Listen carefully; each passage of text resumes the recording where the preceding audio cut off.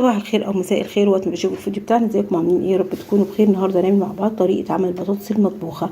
هنعمل البطاطس المطبوخه بطريقه جميله جدا من غير ما تتعجن مننا، وهنسويها كويس. يلا نشوف هنعملها ازاي مع بعض. صباح الخير او مساء الخير وقت ما بتشوفوا الفيديو بتاعنا. ازيكم عاملين ايه؟ يا رب تكونوا بخير. النهارده بقى هنطبخ مع بعض البطاطس. هنعمل البطاطس المطبوخه. طبعا البطاطس المطبوخه دي دايما بتتعجن مع الناس كلها، مش عارفه ليه، بس النهارده بقى هقول لكم على الطريقه اللي مش هتخلي البطاطس بتاعتك تتعجن منك. طبعا انا حاطه شوربه بتغلي، هحط فيها التقليه تغلي طبعا، عشان التقليه ديت كانت في الفريزر. طبعا انا جايبه كيلو بطاطس اهوت، مقشراه ومخرطاه كل خرطه قد بعضيها، وتقليه متسبكه ومرقه وشوربه، وهنعملها مع بعض. يلا نشوف هنعملها ازاي. زي ما انتم شايفين طبعا انا جبت الشوربه وحطيت فيها التقليه بتاعتنا اهي، وطبعا هتسيح لان كانت في الفريزر ماشي. وبعد ما هتغلي غلوتين هنزل بالمرقه وهنزل بالبتاع دهوت البطاطس بتاعتنا. شايفين؟ بس هي تغلي معانا الاول.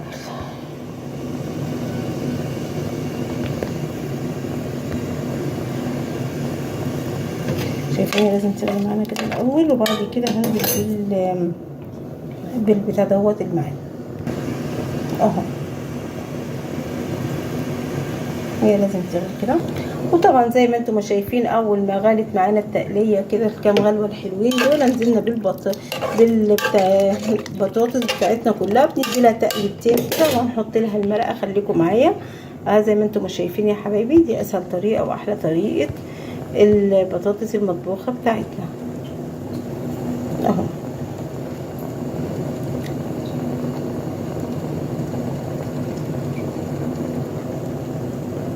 شايفين اهي.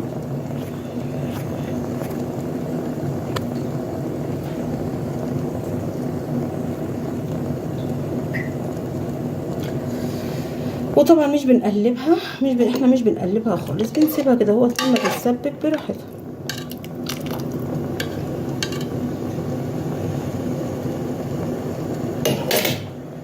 شايفين بقى يا حبايبي هي بتستوي معانا البطاطس الجميله بتاعتنا اهي.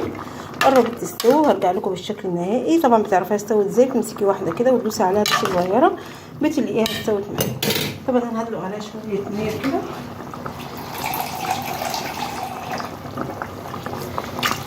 شايفين؟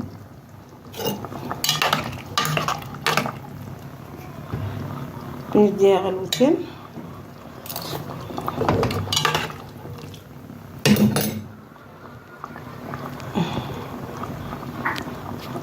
شايفين بقى؟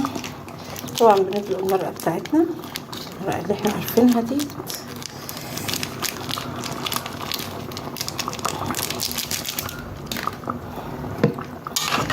ونقلب كده تقلبتين حلوين، تقلبتين بس مش اكتر من تقلبتين، ونسيبها بقى تستوي براحتها.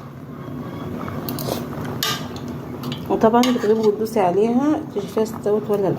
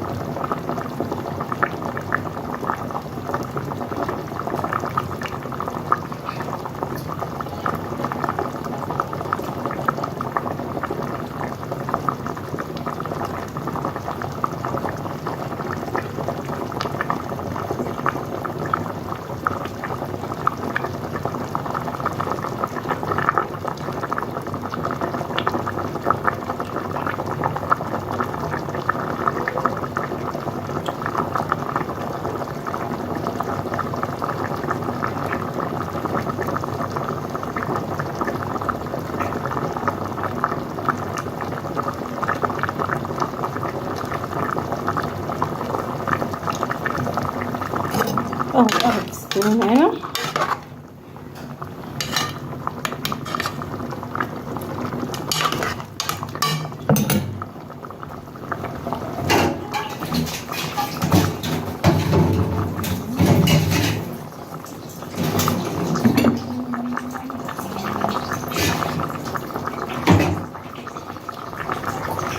ده هي استوت معانا كده. هحط لكم الشكل النهائي باذن الله، استنظروني. اهو ده بقى الشكل النهائي بتاعنا بعد ما البطاطس بتاعتنا ما استوت. اتمنى الفيديو يعجبكم. يلا سلام يا حبايبي، عشان ما اطولش عليكم الفيديو اكتر من كده. الشكل النهائي لطبق البطاطس بتاعنا بعد ما استوى، شايفين بسم الله ما شاء الله طعمه وريحته ونفسه جميل جدا.